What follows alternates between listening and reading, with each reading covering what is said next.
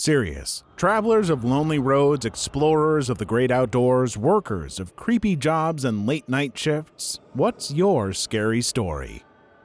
I'll always love these threads. Here's my story from an old one. I used to have a buddy that lived in the same neighborhood a few streets over. One night we were having a couple of beers in his backyard while playing cards. I had some things to do the next morning, so just before 10 I said my goodbyes and shoved off. It was a short walk, maybe 15 minutes door to door, so I never drove. Anyway, it was a nice night, uneventful trip.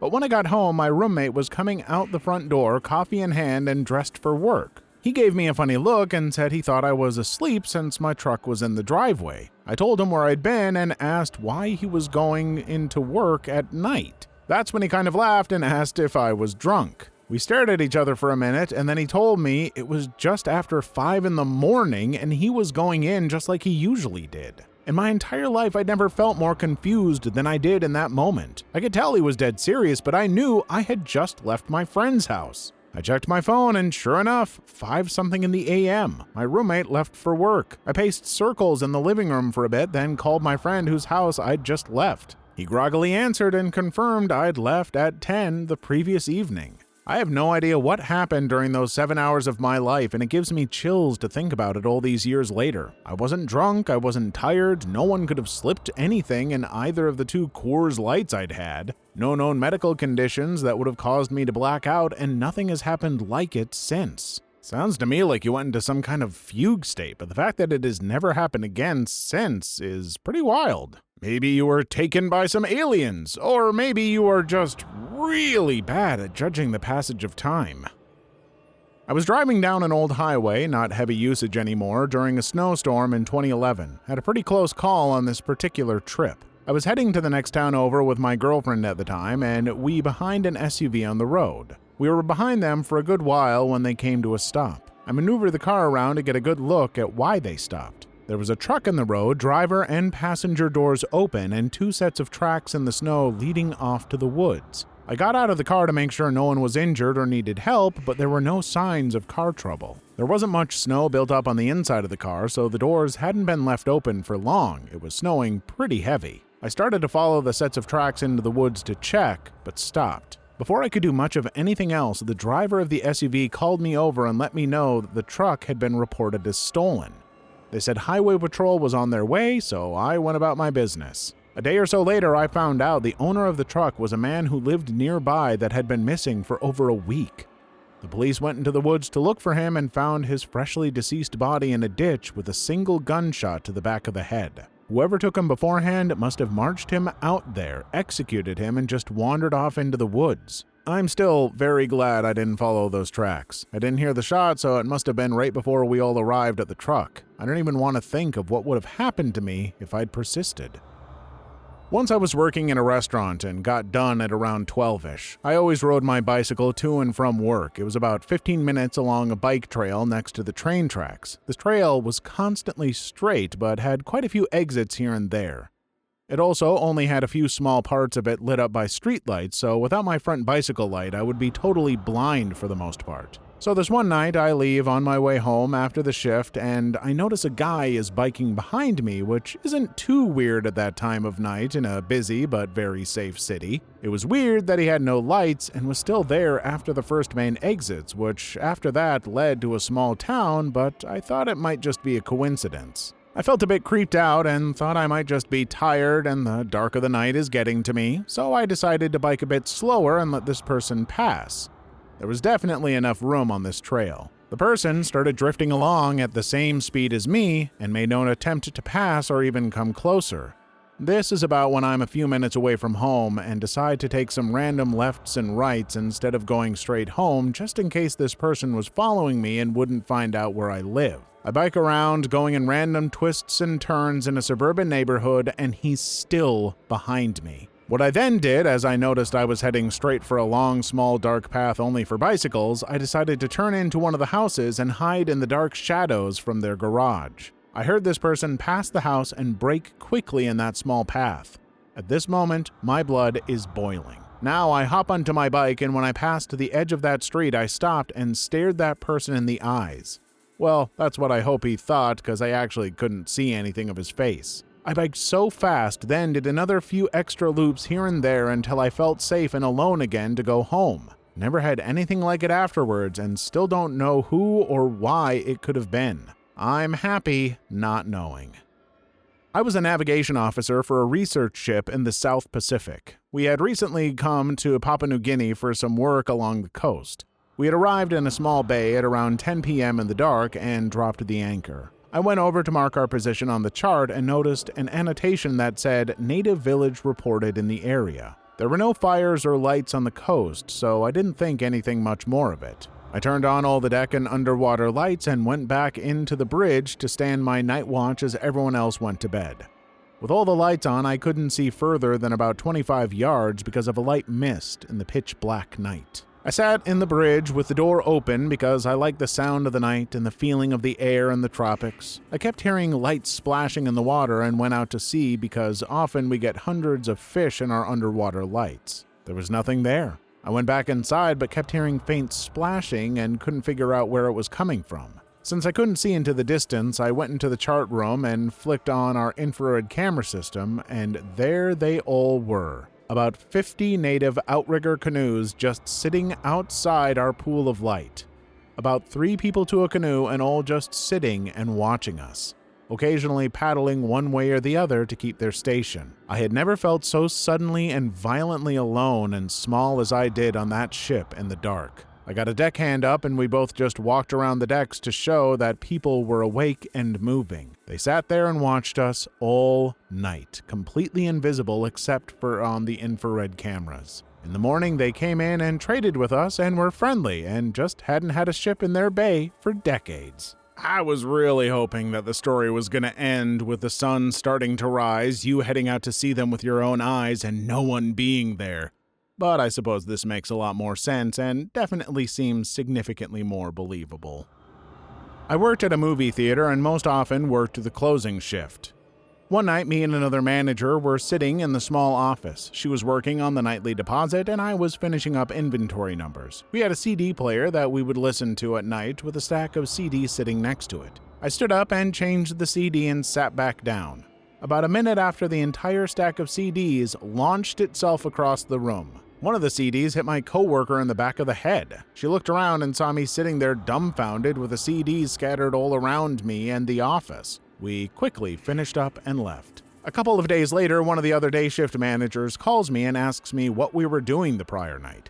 She seemed really annoyed, which was out of character for her because we were friends. I asked her what she meant, and she asked me why we had dumped all of the security tapes onto the floor and left them there. I told her we hadn't touched the security tapes at all. The tapes were stored on top of the CCTV monitor on a small VHS tape shelf.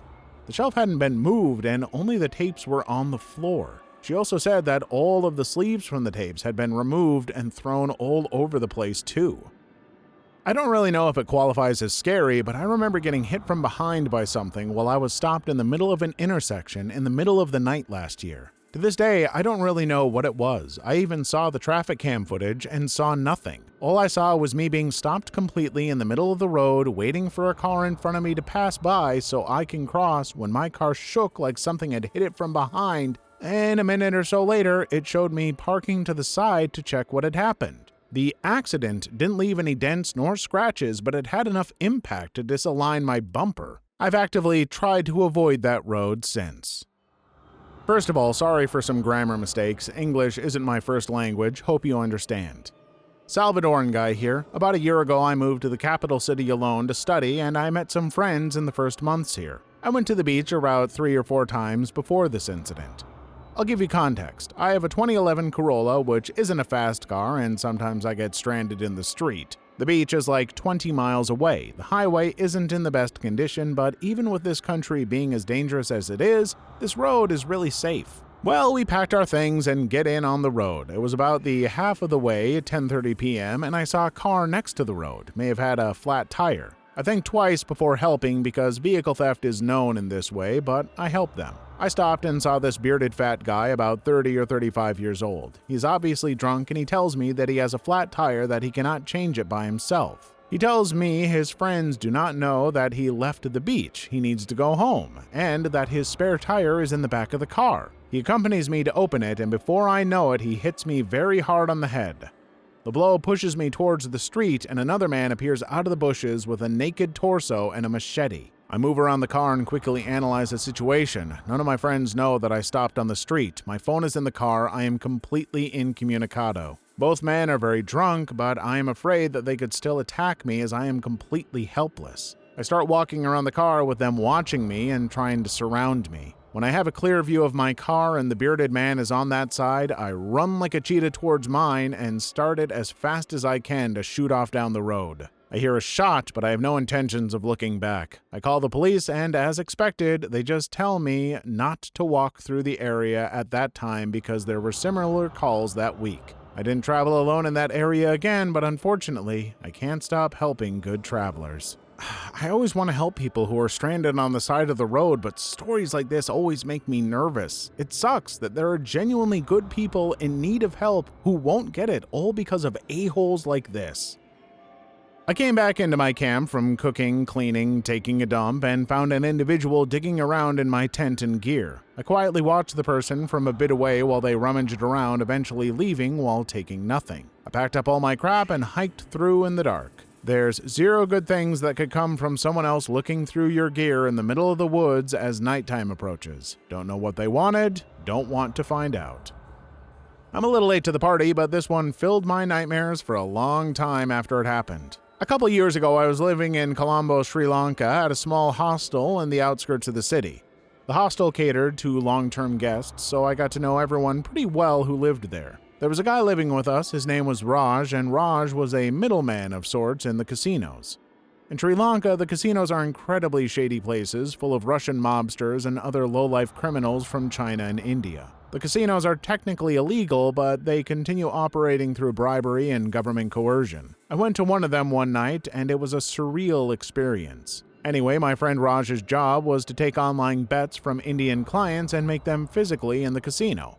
He was playing with their money and was simply the vessel to allow individuals to play from another location. He played in some high-stakes games and with a lot of money for some powerful people, basically a recipe for disaster. One night, he messed up big time. One of his clients managed to gain access to his online system and stole all of the money his clients had deposited to play with, a sum well over $50,000, which is a fortune in Sri Lanka. We only found out about the theft after Raj's disappearance. A note was left in his bed, very cryptic, saying, "Don't look for me," and "I'm leaving," among other things. Dude vanished overnight. We made a police report and waited to hear anything. After a few days, the police came back to visit, asking someone who knew Raj to join them.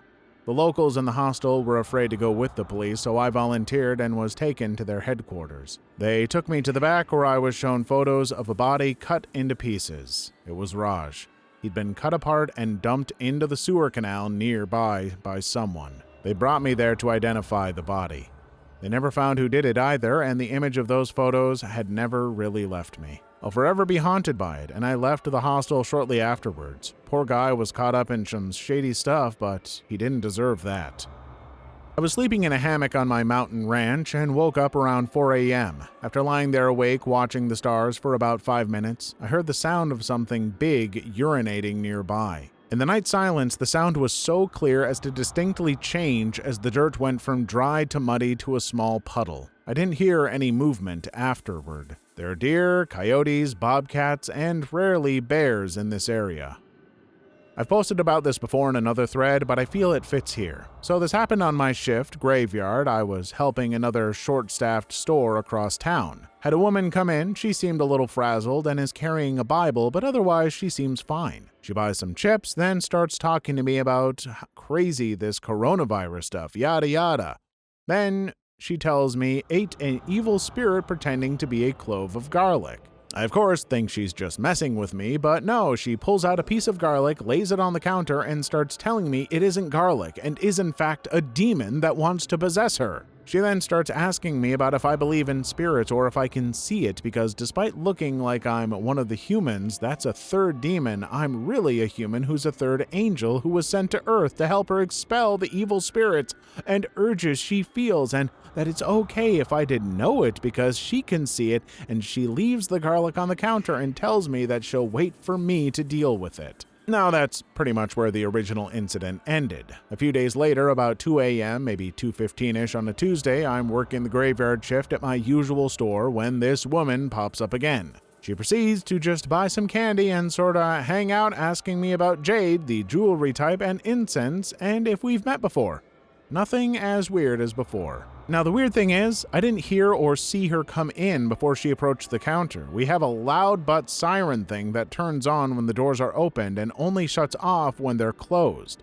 Which is normally not a big deal, but considering I'd been stocking and cleaning in the front the whole time and had only gotten 2 or 3 customers beforehand, yeah, it was a bit weird. She hangs out a bit longer, then rushes to the restroom and doesn't walk out of it till about 6. Says have a nice day and just walks out of the store like nothing. Which freaks me out because I cleaned the restrooms a little bit after she went in and she somehow had managed to slip out or hide somewhere when I went to clean them. Outside of hiding in the stalls, there is no way to hide in the restrooms and there's no windows to slip out of.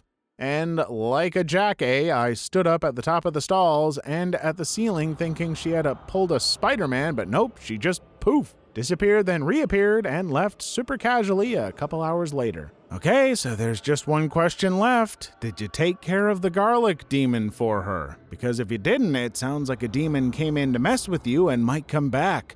Bad move, angel person. I drive about 40 minutes out into the country every Saturday for band practice, and I'm usually headed home about 1 to 2 a.m. The place we get together is not super remote, but it is all woods and farmland, and the road is basically empty that late at night. One night I saw a set of luminous eyes right on the tree line on the opposite side of the road. I figured it was probably a deer because I see a handful of them every time I make the drive. Anyway, as soon as I saw the eyes, I started slowing down because deer are absolute idiots and will jump right into the path of your car with no warning, even if they see you coming from a long ways off. As I was getting ready to pass by, I swear it looked like whatever it was stood up on its hind legs and ran into the woods. It moved quick too, like a horizontal sprint, not like big vertical hops like deer do. Took me a really long time to reconcile what I'd seen. I kept telling myself, nah dude, you were just tired, it was just a deer. But I've seen hundreds of deer and this thing was too tall. And it was too skinny to be a bear, and it moved too fast to be a person, not to mention the eyes. I still have trouble wrapping my head around what that might have been. I was camping in my car while on a drive up to see my family in Salt Lake. I was taking my time on what should have been about an 11-hour car drive with minimal stops, but this time I was on my own, so I was stopping to take in views and all that. I think I was about 18 and not much money to my name, so instead of getting a pricey room for the night, I decided I'd just find a secluded place off the freeway in the desert. For anyone that's ever driven this route, it was about an hour past the racetrack just outside of Las Vegas. It was one of those exits where there were just farm roads coming off it. So I assume I wasn't going to be on anyone's land that would mind too much or even check on me. I pulled off and parked up and sat on my tailgate enjoying my dinner of beef jerky and Arizona tea while listening to music. Just normal stuff. Out of nowhere, a motorcycle flies past me. No lights, no nothing. It was going fast enough that it took me a solid 20 seconds to put it all together. Laughed and shook my head just thinking how dumb it was, but it's their life, do what they want. Not a minute later, 2 low-flying jets fly overhead, Top Gun style, curving mountains and battling valleys. It was a great show. Then 10 minutes later or so, a convoy comes rolling down the road. I could hear it before I saw the lights. Now, I grew up in the military, so I'm used to seeing this crap, but this felt different. Maybe it was just the series of events. Normally, you see a convoy, you wave at them and let them go by. But it was nearly midnight, and something told me to just turn around and pretend I didn't see anything. A Humvee pulls up and basically blocks me from moving my vehicle. Could hear doors open, but no one gets out to come to me. I was leaning on my hood at this point. The car was off all that. Didn't even turn to look at them. Kept my hands away from me and on the hood. I could feel them just looking at me. Convoy passes, Humvee pulls out, and goes on their way. I really think it was just the series of events. The jets were probably doing practice since the AFB is right next to LV. The motorcycle was just some dude taking advantage of empty roads, and the convoy was just out for some training like the jets. Exactly, that's all that was and nothing more. Frankly, such a boring incident, it doesn't even merit a response. Have a good night. We're all clear here, move out. Not exactly a lonely road, but I was speeding west on I-70 through Colorado near Glenwood Canyon when I decided to slow down and enjoy the view. I noticed a state patrol car in front of me a minute later when he turns on his sirens, and I think he's got me busted for speeding. Instead, he's pulling to the shoulder up ahead to help a broken-down motorist. I slow down and remember looking at the motorist who was sitting in the driver's seat with her head down, thinking, man, that guy is lucky to get help out here, no cell coverage, etc. I keep driving west. A few minutes later, I start to notice police cars flying past me headed back east, sirens blaring, going extremely fast through a curvy canyon. One after another for like 15 minutes. Ambulances, fire trucks, seems like all emergency response in the country is headed back to the direction I came from. The next day, I'm at a hotel in Utah and discover what happened. Turns out the broken down motorist had skipped bail and after being confronted by the state trooper who was there to offer assistance, exited his car and began shooting the officer in his back multiple times. On a normal day, the officer would have died as they typically drive alone, but on that day he was headed to training and had a partner in the car who emptied his clip and killed the motorist. Officer almost bled out on the road, but survived. On one night shift, dispatch gave us a call about screaming in whichever elevator. So we go to it and can indeed hear screaming. We get a person posted at every floor of this elevator. You can hear the screaming when the elevator is moving, but when the doors open, there's nothing. We decide to have maintenance take a look. Maintenance finds nothing wrong. Last year, I started work in the graveyard shift at a newer hotel. It was built basically over the spare pasture for the farmer that still lives next door. One night I'm doing my late shift thing, which was absolutely nothing, and I was standing at the front desk browsing the internet. The front door is perfectly visible from where I was standing, and I thought I saw a flash of white out of the corner of my eye that came from that direction. There's a lot of stray cats around here, so I didn't think anything of it at first. On top of the fact that I was half asleep and there was a good chance it wasn't anything anyway, until I noticed it a second time, but much slower. I look up, and out of the sliding glass doors, I saw a giant white mass. If that was a cat, it was an absolute monstrosity. Nervously, I walked towards the door to investigate, not knowing what kind of sumo wrestling feline I was about to encounter. I finally am able to see out towards the street, and lo and behold, there were 4 horses loitering in front of our hotel. I failed to put 2 and 2 together at first and had no idea where they came from, and if you can believe it, the hotel didn't provide me with any horse handling training, so I had no idea what I could do. The hotel is right next to a busy highway, and even at 3 in the morning, I was worried about the horses wandering around unattended. I ended up calling the police, and after telling them where I was, I told them verbatim, "I don't know how to explain this, but there are unattended horses outside." I didn't see anyone show up, but the horses were back in the pasture behind the hotel the next day, so everything must have sorted itself out well in the end. I know that wasn't very scary, but it was when I experienced it. 2 of my coworkers are convinced the hotel is haunted, though maybe they've got some better stories. Not what I saw, but what I heard. I was on a solo motorcycle trip across the great USA, from New York to southern Florida, then straight across to Los Angeles. I crashed at 80 miles per hour, ran from a shooting in New Orleans, and a guy hyped up on crystal drugs tried to fight me, but none beats the chill I felt deep in the woods of Louisiana. I camped at national parks 85% of the trip and loved meeting the people there. No real scary animal encounters, all was good. This particular day was Thanksgiving 2015. I came out of the local market with my dinner for the night and a little camp spot in mind. A father and his son saw me and my motorcycle, so they stopped by to chat. All was well until he asked me where I was planning on staying that night. I told him. His face went white. He begged me not to go. I asked why. He said there's a group that practices dark arts in the woods around there, particularly during Thanksgiving. He said people have been known to go missing. Needless to say, I was freaked, but the night was coming fast and there weren't any nearby alternatives. I told him I would heed his advice, but ultimately, I went anyway. No one was at the camp spot, but there were a few RVs. I thought it was odd, but was happy for some peace and quiet. I made a fire, ate some turkey out of a bag, and tried to relax, but something about the place was off. I cannot explain it, but it was kind of like the feeling of being watched, coupled with the fact that these RVs seemed recently used and had stealable belongings hanging around. Motorcycling day in and day out takes a huge toll on your body. I was tired as hell, but that uneasy feeling was keeping me up. After a few hours, I decided I needed sleep or risk repercussions the next day. I let the fire die down and crawled into my tent. Just as I settled in, I heard it. A terrible guttural sound. It was unlike anything I've ever heard. An equal mix of human scream and an animal dying. One dying scream, as it were, just once. It felt close, but also far. Chills pulsated throughout my body, instantly activating my fight or flight. I jumped out of my tent and shined my flashlight in that direction. Nothing. I picked up a rock and slowly crept around, but once again, nothing. Needless to say, I didn't sleep a wink that night, but no one ever showed up.